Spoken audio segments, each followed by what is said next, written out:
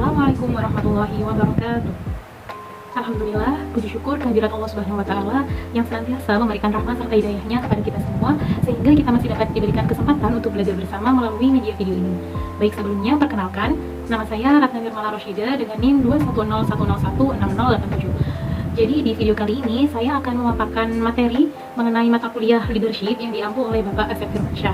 Untuk materinya sendiri nanti saya akan menjelaskan kurang lebih 4 subbab materi.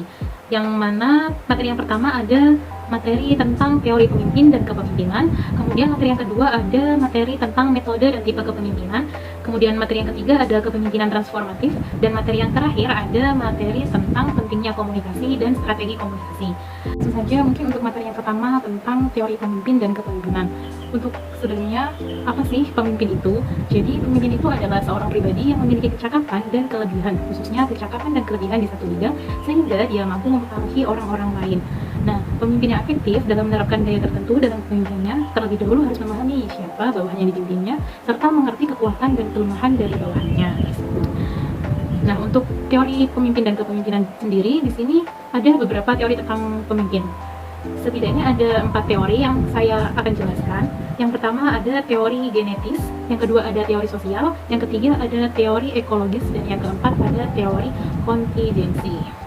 Teori genetis sendiri itu adalah sebuah teori pemimpin yang berpendapat bahwa seorang pemimpin itu besar karena dilahirkan, bukan karena dibuat. Jadi adanya seorang pemimpin itu karena sudah ada sejak dia lahir, sudah ada jiwa kepemimpinannya dalam dirinya sendiri, bukan karena dibentuk atau dibuat dengan adanya pelatihan dan sebagainya. Yang kedua ada teori sosial. Nah, teori sosial ini kebalikan dari teori genetis. Kalau teori genetis tadi, pemimpin itu sudah ada, maksudnya jiwa pemimpin itu sudah ada dalam dirinya sejak lahir, bukan karena adanya dibentuk atau disiapkan. Kalau di teori sosial sendiri ini disebutkan bahwa pemimpin itu harus dibentuk dan disiapkan dirinya. Jadi untuk menjadi seorang pemimpin, seorang itu harus dibentuk sedemikian rupa dan juga disiapkan dengan berbagai pelatihan lah, entah atau dengan hal-hal lain supaya bisa menjadi seorang pemimpin. Nah, dalam teori ini, setiap orang akan dapat menjadi pemimpin apabila dia diberi pendidikan dan kesempatan untuk menjadi seorang pemimpin tersebut. Jadi menjadi pemimpin itu bisa jadi karena dia diberikan kesempatan atau peluang wadah untuk dia menjadi seorang pemimpin. Itu dari teori sosial. Kemudian yang ketiga ada teori ekologis. Di teori ekologis ini disebutkan bahwa teori ini itu merupakan penyempurna dari teori genetis dan sosial. Jadi bisa dikatakan di teori ekologis ini merupakan gabungan dari kedua teori sebelumnya, di teori genetis dan sosial. Jadi apa maksudnya? Jadi di teori ekologis ini disebutkan bahwa seseorang hanya dapat menjadi pemimpin yang baik apabila telah memiliki bakat kepemimpinan sejak lahir, kemudian dikembangkan dengan adanya pelatihan. Jadi dalam diri seorang pemimpin itu, ia sudah ada jiwa pemimpin sejak ia lahir, kemudian bakat kepemimpinan tersebut ia kembangkan dengan adanya pelatihan tersebut. Itu dari teori ekologis. Kemudian yang keempat ada teori kontingensi.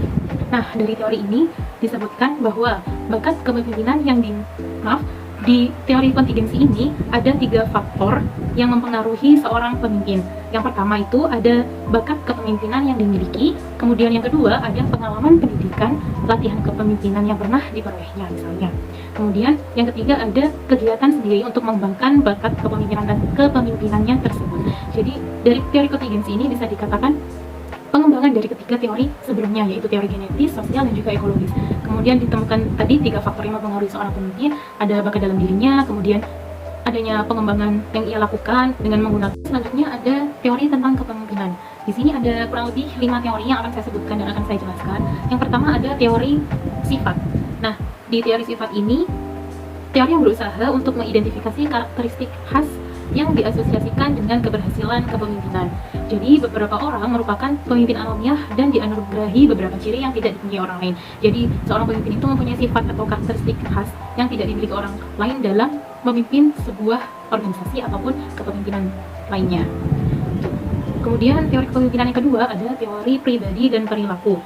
Di teori ini mengandalkan kekuatan paksaan, imbalan, dan hukuman untuk mempengaruhi sifat-sifat dan prestasi pengikutnya. Di sini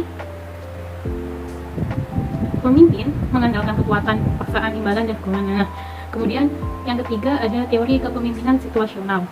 Nah, teori kepemimpinan situasional ini berpendapat bahwa pemimpin memahami perilakunya, sifat-sifat bawahannya, dan situasi sebelum menggunakan suatu gaya kepemimpinan tersebut. Jadi, Di teori kepemimpinan situasional ini, seorang pemimpin memahami terlebih dahulu bagaimana lingkungan sekitarnya, seperti misalnya bagaimana karakteristik dan perilaku serta sifat-sifat dari bawahannya. Kemudian setelah memahami hal tersebut, seorang pemimpin baru akan menentukan gaya kepemimpinan apa yang akan dia terapkan dalam suatu organisasi atau yang ia bawahi tersebut. Kemudian teori yang keempat ada teori atribusi kepemimpinan. Nah, teori ini mengemukakan bahwa kepemimpinan semata-mata suatu atribusi yang dibuat orang mengenai individu-individu lain. Untuk yang kelima ada teori kepemimpinan karismatik. Teori ini merupakan suatu perpanjangan dari teori-teori atribusi. Di teori ini mengemukakan bahwa para pengikut membuat atribusi atau penghubungan dari kemampuan kepemimpinan yang heroik atau luar biasa bila mereka mengamati perilaku-perilaku tertentu. Materi yang selanjutnya ada materi tentang metode dan tipe kepemimpinan. Nah, apa sih metode kepemimpinan itu?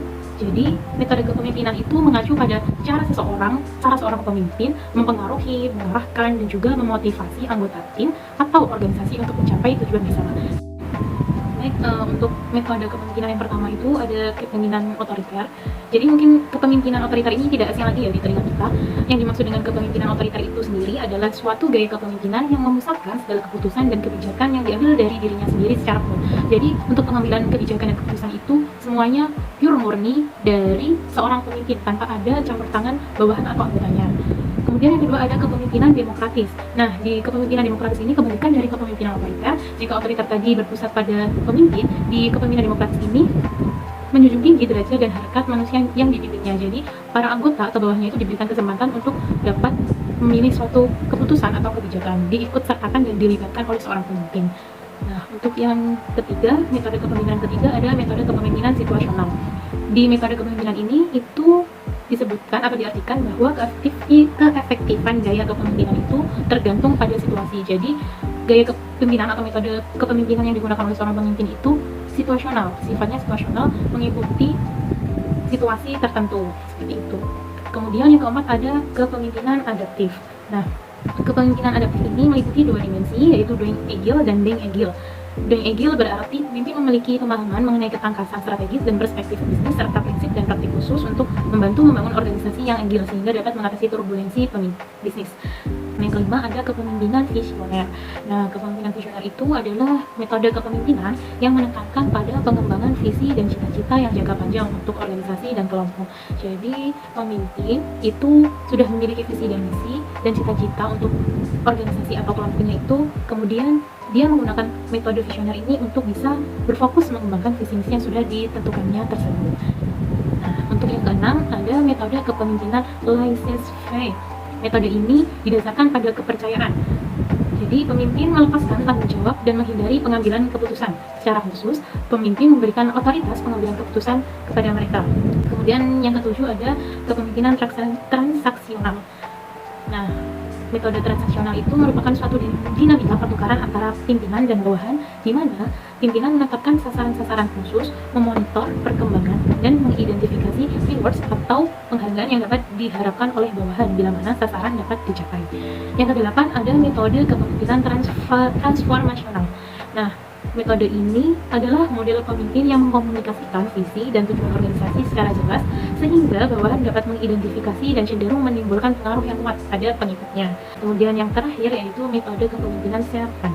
Nah, di metode ini pemimpin memberikan pengaruh dengan pertama-tama melayani, mendengarkan dan melihat kebutuhan para pengikutnya untuk bertumbuh dan berkembang mencapai potensi tertinggi bersama-sama dalam upaya mencapai tujuan bersama dalam sebuah masyarakat atau organisasi. Jadi di metode ini ada pendekatan yang dilakukan oleh pemimpin kepada para anggotanya tersebut dengan melayani, mendengarkan dan melihat kebutuhan para anggotanya tersebut. Nah, untuk yang selanjutnya ada tipe-tipe kepemimpinan. Untuk yang pertama itu ada tipe kepemimpinan harismatik. Nah, tipe ini memiliki kekuatan energi, daya tarik, dan pembawaan yang luar biasa untuk mempengaruhi orang lain sehingga ia mempunyai pengikut yang sangat besar jumlahnya dan anggota-anggota yang bisa dipercaya. Jadi, tipe ini itu bisa dikatakan seorang pemimpin itu mempunyai kekuatan gaib atau kemampuan khusus, seperti seolah-olah dia sudah mempunyai harisma tersendiri dalam memimpin atau jadi seorang pemimpin sehingga dia mempunyai kekuatan atau daya tarik sehingga dapat memperoleh banyak anggota dan dipercaya oleh para anggotanya, seperti itu. Kemudian Kemudian yang kedua ada tipe kepemimpinan paternalistis. Tipe ini itu menganggap bahwa pemimpin itu merasa bahwa dirinya adalah seorang bapak atau orang tua dan anggotanya itu adalah anak-anaknya yang dia rasa mereka masih membutuhkan, mereka belum bisa melakukan hal-hal tertentu itu. Kemudian tipe yang ketiga ada tipe kepemimpinan militeristik. Nah, tipe ini sangat mirip dengan tipe kepemimpinan otoriter, dengan sifat-sifat diantaranya ada lebih banyak menggunakan sistem perintah, kemudian menghendaki kepatuhan mutlak dari bawahan, sangat menyenangi formalitas, menuntut adanya disiplin yang keras dan kaku dari bawahannya, dan komunikasi hanya berlangsung searah, kurang lebih hampir sama dengan otoriter. Kemudian tipe kepemimpinan yang keempat ada tipe kepemimpinan autokratis.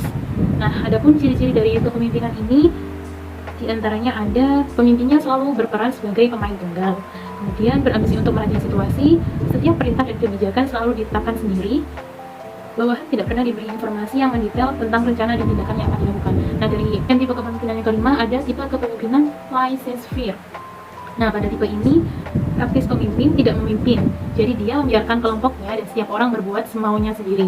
Jadi di tipe kepemimpinan ini, pemimpin itu tidak berpartisipasi sedikit pun dalam kelompoknya, jadi membiarkan semuanya diberikan kepada para anggotanya untuk bekerja. Semua yang bekerja adalah anggotanya atau bawahannya.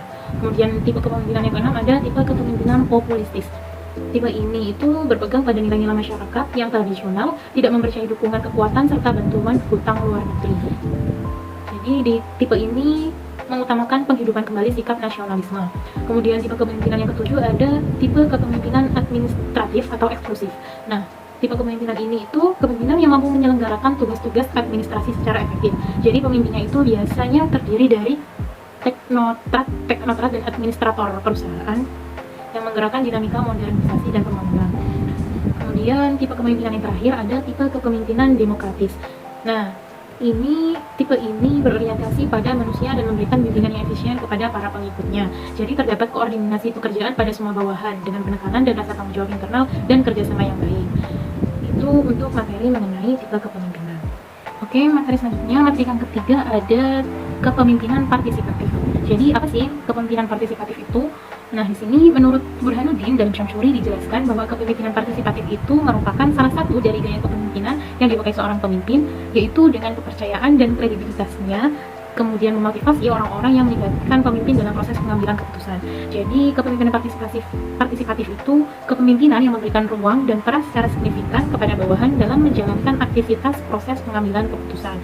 Jadi, di kepemimpinan partisipatif itu seorang pemimpin memerlukan partisipasi aktif dari para bawahan atau anggotanya untuk ikut serta dalam proses pengambilan keputusan. Nah, manfaat dari gaya kepemimpinan partisipatif itu termasuk kualitas keputusan yang lebih baik karena di situ melibatkan seluruh anggota dan bawahannya. Kemudian yang kedua ada komitmen yang meningkat, kepuasan terhadap proses, dan pengembangan keahlian dalam pengambilan keputusan. Jadi ada 4 indikator penting dari kepemimpinan partisipatif. Yang pertama adalah komunikasi, yang kedua kerjasama, yang ketiga keterlibatan bawahan, dan yang keempat ada pengambilan keputusan. Lalu materi yang terakhir, yakni materi yang keempat tentang pentingnya komunikasi dan strategi komunikasi. Komunikasi sendiri itu adalah alat yang sangat penting bagi seorang pemimpin untuk dapat memimpin dengan efektif. Kenapa? Karena komunikasi itu penting karena dapat membantu memastikan bahwa visi dan tujuan organisasi dapat dipahami oleh semua orang. Jadi adanya komunikasi itu diperlukan untuk dapat menyampaikan informasi dari seorang pemimpin kepada bawahannya atau anggotanya sehingga dapat terjadi kefahaman dari kedua belah pihak tersebut. Lalu pentingnya komunikasi itu selain dapat membantu memastikan bahwa visi dan tujuan organisasi dapat dipahami dengan baik oleh para bawahan atau anggotanya, komunikasi sendiri juga dapat membangun kepercayaan dan kolaborasi serta memfasilitasi pertumbuhan dan pengembangan tim secara keseluruhan. Lalu apa sih strategi komunikasi yang dapat dilakukan seorang pemimpin dalam memimpin suatu organisasi ataupun perusahaan? Jadi strategi komunikasi kepemimpinan adalah pendekatan yang digunakan oleh pemimpin untuk mempengaruhi dan memotivasi bawahan dalam mencapai tujuan organisasi. Jadi tidak. Nah, strategi komunikasi kepemimpinan sendiri bertujuan untuk meningkatkan motivasi kinerja karyawan, membangun kepercayaan, dan memfasilitasi aliran informasi yang efektif antara pemimpin dan bawahan. Nah, di sini ada berbagai macam strategi yang dapat diterapkan dan digunakan oleh para pemimpin kepada bawahannya. Yang pertama adalah mendengarkan secara aktif. Jadi seorang pemimpin harus bisa mendengarkan dengan seksama atau dengan aktif apa saja masukan, saran atau kritik dan lain sebagainya dari para bawahan atau anggotanya. Dua, ada menyampaikan pesan dengan jelas dan sederhana. Jadi seorang pemimpin harus bisa menyampaikan pesan atau informasi kepada bawahannya secara jelas, namun juga sederhana, tidak muluk-muluk gitu. Yang pasti jelas supaya informasi yang disampaikan itu dapat diterima dengan baik dan tidak terjadi kesalahpahaman. Kemudian yang ketiga ada berbicara dengan kejujuran dan ketulusan. Nah, kejujuran dan ketulusan ini juga perlu karena dapat membangun kepercayaan dari bawahan kepada para pemimpinnya. Kemudian yang selanjutnya, strategi selanjutnya ada menggunakan cerita untuk memberi ilustrasi. Jadi di sini mungkin terkadang seorang pemimpin menemui bawahan atau anggotanya yang mungkin kurang bisa mencerna pesan yang disampaikan pemimpin dengan baik. Jadi untuk memudahkan pemimpin dalam menyampaikan informasi tersebut, maka baiknya seorang pemimpin dapat menjelaskan dengan memberi ilustrasi seperti itu untuk dapat memudahkan penyampaian pesan tersebut agar bisa lebih mudah diterima pada para bawahan atau anggotanya.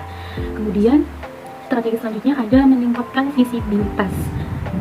Nah, kemudian yang selanjutnya ada membangun ekosistem terbuka dan kreatif. Kemudian ada menggunakan teknik prompting, dan selanjutnya ada bersikap tegas melalui tindakan. Kemudian memahami proses komunikasi. Jadi seorang pemimpin itu harus bisa memahami proses komunikasi. Jadi komunikasi itu tidak hanya satu arah, harus dua arah, bukan sekedar penyampaian informasi, tapi juga ada feedback atau timbal balik dari komunikan kepada komunikator, atau bisa dikatakan dari anggota kepada pemimpinnya tersebut. Nah, kemudian strategi selanjutnya ada menyesuaikan dengan perkembangan zaman. Jadi seorang pemimpin itu harus melek dengan perkembangan zaman, karena bisa jadi para bawahan atau anggotanya itu mereka orang-orang yang baru, bisa dikatakan mungkin seperti kita Gen Z yang berbeda generasi dengan pemimpin. Jadi seorang pemimpin harus bisa menyesuaikan dengan perkembangan zaman tersebut, bagaimana Gen Z dalam bersikap, berperilaku dan berkomunikasi seperti itu. Kemudian strategi selanjutnya ada mengakui pentingnya komunikasi dalam kepemimpinan. Nah, itu harus ditanamkan dalam diri seorang pemimpin bahwa komunikasi itu penting dalam penyampaian pesan informasi dan juga untuk efektivitas dari suatu kepemimpinan. Nah, untuk strategi yang selanjutnya ada menghindari kesalahan komunikasi umum. Ini bisa jadi terkadang dalam penyampaian informasi atau pesan itu sering terjadi miskomunikasi, entah dari proses penyampaiannya atau dari hal-hal lainnya. Jadi seorang pemimpin setidaknya harus bisa menghindari kesalahan dalam komunikasi tersebut supaya tidak terjadi miskomunikasi. Kemudian strategi yang selanjutnya ada mengoptimalkan kinerja kepemimpinan. Lalu selanjutnya ada meningkatkan produktivitas dan profesionalisme, dan yang terakhir ada berkomunikasi tanpa henti. Jadi, cukup sekian materi yang dapat saya sampaikan dari keempat subbab materi yang sudah saya jelaskan tadi. Semoga dapat memberikan manfaat dan juga dapat membantu teman-teman semua. Kurang lebihnya saya mohon maaf yang sebesar-besarnya apabila ada kesalahan baik perkataan maupun perbuatan selama saya menjelaskan beberapa materi tersebut. Baik, kurang lebihnya mohon maaf. Sekian dari saya. Terima kasih. Assalamualaikum warahmatullahi wabarakatuh.